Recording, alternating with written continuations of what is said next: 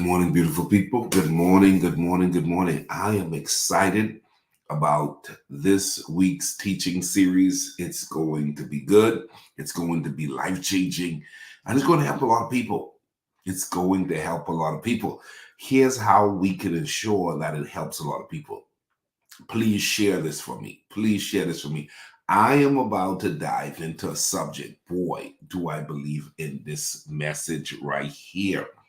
This message right here needs to be shared with people around the globe, y'all. People around the globe, for there are so many people who are struggling. Okay, they're struggling, and a lot of times they don't even know why. Okay, they don't even know why. They have not taken the time to even inquire as to why. And I'm hoping to God that this morning that there will be people who will dive in with me and not play it safe, but accept the reality. Understanding the source of insecurity is going to be this week's focus. Okay, we're dealing with overcoming insecurities. Now, Miller, why are you going with this subject?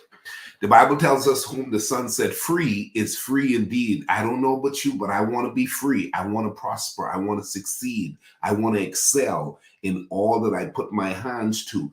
But sometimes, Isaiah, sometimes, Miss Jocelyn, sometimes, Minister Carol, most people don't realize what could be holding them back. What is it that can be holding me back? And so here's what the scripture says in Psalms 139 and 13 through 14. It says, "For you created me," watch this, "my innermost being. You knitted me together in my mother's womb. I praise you because I am fearfully and wonderfully made. Your works are wonderful, and I know that for well." Now, here's the deal. We read that and we say that I am fearfully and wonderfully made. I am fearfully and wonderfully made. But what is insecurities? What is insecurities? What is insecurities, Miss Jocelyn? What is insecurities, Miss Cynthia? I'm glad you asked. Let's look into this. Insecurities, okay? Worrying a lot about what other people think is a sign of insecurities. Feeling like you are not good enough sometime, you're dealing with insecurities. Being scared to try new things because you might fail, all is rooted in insecurity. This week we're going to explore the origin of insecurities, whether it's from childhood, past failures, or society expectation. A lot of people, Jeremiah, a lot of people, Pastor Claire, a lot of people, Jason Baston, a lot of people don't realize that what they're dealing with sometimes could be childhood issues. Sometimes you could be dealing with childhood issues that have brought itself into your adult life and you haven't addressed it. You haven't addressed it. So if you've been following this platform for a while, you would have heard me say time and time again where I would mention, like, I'm 48 years old and I'm just now discovering and accepting certain truths that should have been my rights, should have been an understanding that I leaned into maybe from elementary school. So what happened? Why am I thinking the way that I'm thinking? What is it that's holding me back from maximizing my potential? Okay, how insecurity develops over time. I want us to take a look at how insecurities develop over time. Negative childhood experience and criticism could be the thing that you just never let go of. You never let go of it, and it's been taunting you for a long time. How many of you have heard people, or even if you've not heard them, you've seen them respond to the point of, don't go there. Don't go there. Negative childhood experiences or criticism. Oh man. It feels good to help people because I watch a lot of people run.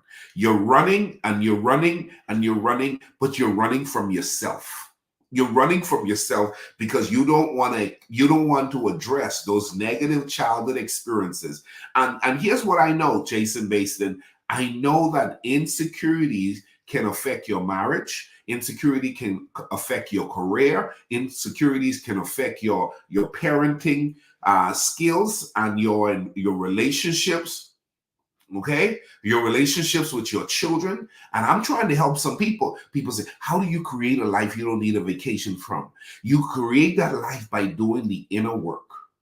You create that life by removing the skeleton in the closet. You create that life by addressing the elephant in the room. I'm not afraid to go there. I am not afraid to go there. So, how does insecurities develop over time, Pastor Baston?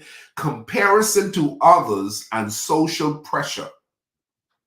Most of us have not even done an assessment on how much comparison and social pressure has motivated us to buy the house we bought, buy the car we bought, dress the way we dress. Hello.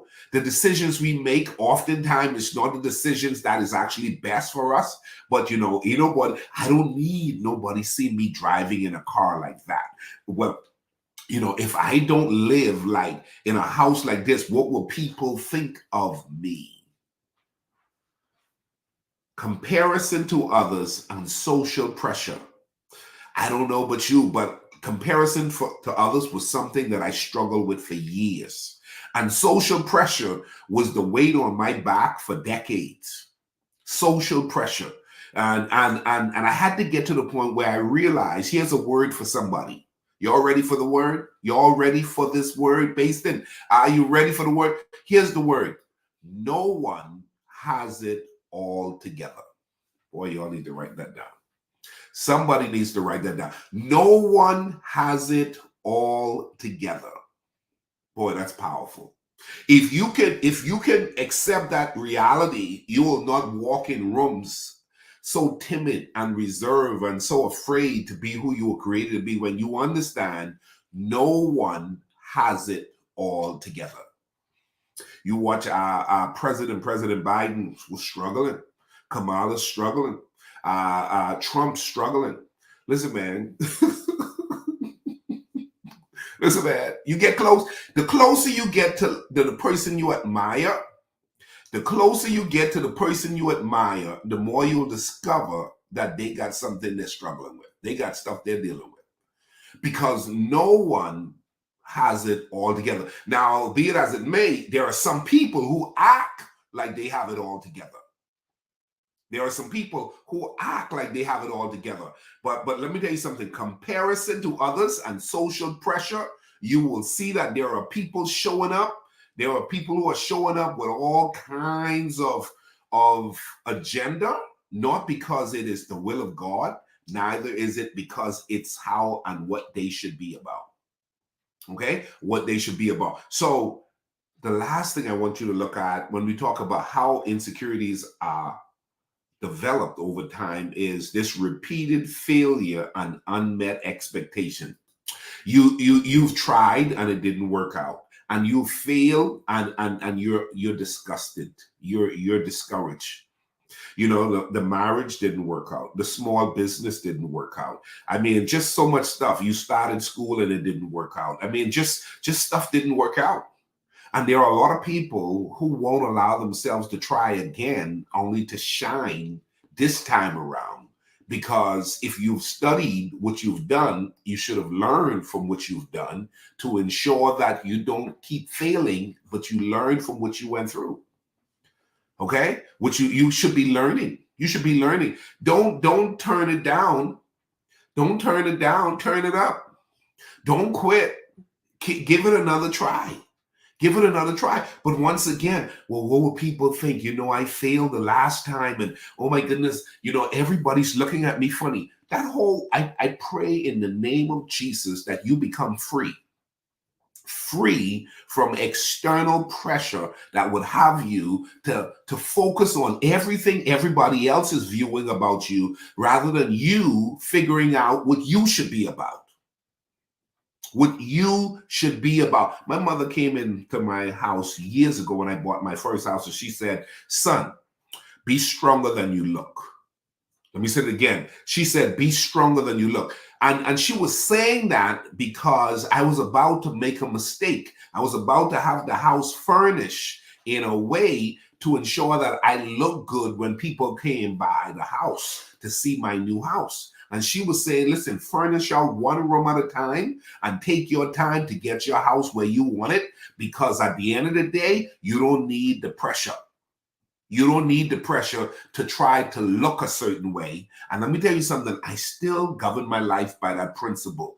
Ricardo, be stronger than you look. Write that in the comment section and put your name on it. For me, it's Ricardo, be stronger than you look. Most people look good, but they're not as strong as they look. Let's go on to breaking the cycle of comparison. Breaking the cycle of comparison is something you have to work on. Okay? Let me say it again. Breaking the cycle of comparison is something you have to work on. So, number one, focus on personal growth and individual goals. Okay? Focus on personal growth and set individual goals. In other words, I know where I'm going. I don't know where you're going. I don't know where y'all are going, but I know where I'm going. Personal growth. You may not be your brother. You may not be your sister. You may not be your neighbor. You may not be the guy on TV, but you are who you are, but by the grace of God. And what you're going to do is you're going to give yourself a chance to excel today. You're going to give yourself a chance to excel this week. You're going to give yourself a chance to end this year strong. So what you're going to do is you're going to embrace this whole concept that, listen, I am not in the game of comparing myself. I am in the game of developing myself. I'm in the game of enhancing myself so God can be glorified. How do I do that, Coach Miller? I'm glad you asked. Focus on personal growth and set individual goals. Okay? Number two, practice gratitude for your unique strengths and achievement. Let me say that again. Practice gratitude for your unique strength and achievement. You have some strengths others wish they had. You have some achievements others wish they had achieved. What happens is we look outside and we see what everybody else is doing, and we fail to celebrate the wins that we are acquiring and achieving. I'm saying learn to appreciate you for what you bring to the game. Come on. Learn to appreciate your strengths. Learn to appreciate your wins. I heard a lot of people saying things like, boy, he has it going on and she has it going on. But I'm here today to tell you, you got it going on. You know, there are people that, you know what, boy, whatever he does, you know, prospers, and boy, that brother is on the move. That sister's on the move. And I'm here today to tell you, you know what, he's going to do well and she's going to do well. But I'm here today to say I'm going to do well as well. You've got to learn how to speak to yourself, encourage yourself, and don't be afraid to declare that you are appreciative of what's good that's happening in your life. If you look in your life, you would realize there are some good things that's happening in your life, but you got to learn how to focus on you. There are a lot of people who ain't focusing on them, and it's causing them to lose out on what they should be about. So remember, practice gratitude for your unique strength. I have something to offer. Can I get 5 of you to declare that?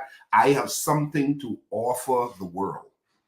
Come on, write it in the comment section. I have something to offer the world. Get up this morning and remind yourself, greater is he that is in me because I have something to offer the world. My mere existence is an indication God's not done with me yet. So I'm going to show up today. I'm going to show out today. I'm going to excel in all that I put my hands to.